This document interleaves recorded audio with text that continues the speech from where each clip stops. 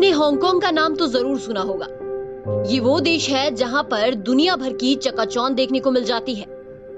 वो देश जिसकी अर्थव्यवस्था बहुत तेजी से ग्रो कर रही है और जहां एक से बढ़कर एक ऊंची और चमकती बिल्डिंग मौजूद है। ऐसे देश को देखकर कोई भी सोचेगा कि यहाँ के लोग कितना अच्छा जीवन जी रहे होंगे। लेकिन सभी सुविधाओं से परिपूर्ण हांगकांग में भी एक पार्ट ऐसा है जहां लोग बेहद बुरे हालात में जीवन जी रहे हैं।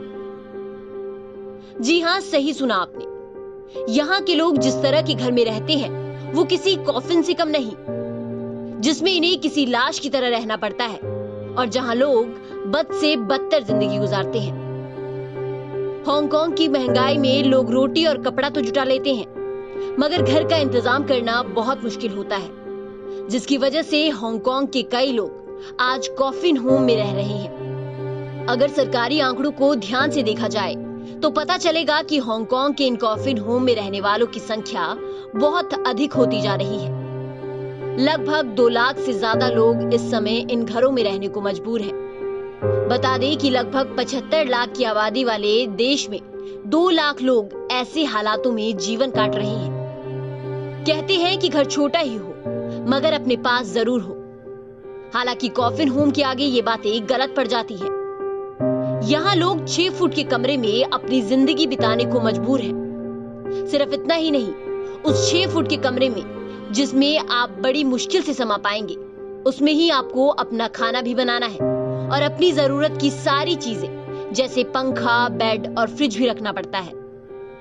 इन कमरों में कोई ऐसे सोता है कि वो करवट भी नहीं ले सकता और कोई ऐसे सोता है कि वो पैर भी सीधे नहीं कर सकता।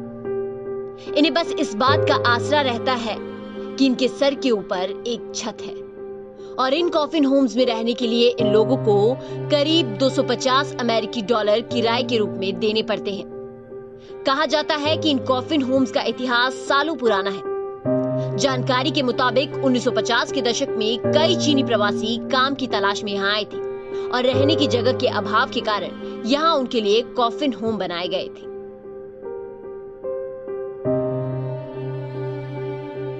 हांगकांग में अपना घर खरीदना तो दूर, यहाँ किराए का घर भी बेहद महंगा है। देश के गरीब सड़कों पर गुजारा नहीं कर सकते क्योंकि प्रशासन इन्हें इसकी इजाजत नहीं देता। यही वो मूल वजह है जिसके चलते हांगकांग के कई लोग आज कॉफिन होम में रहने को मजबूर हैं।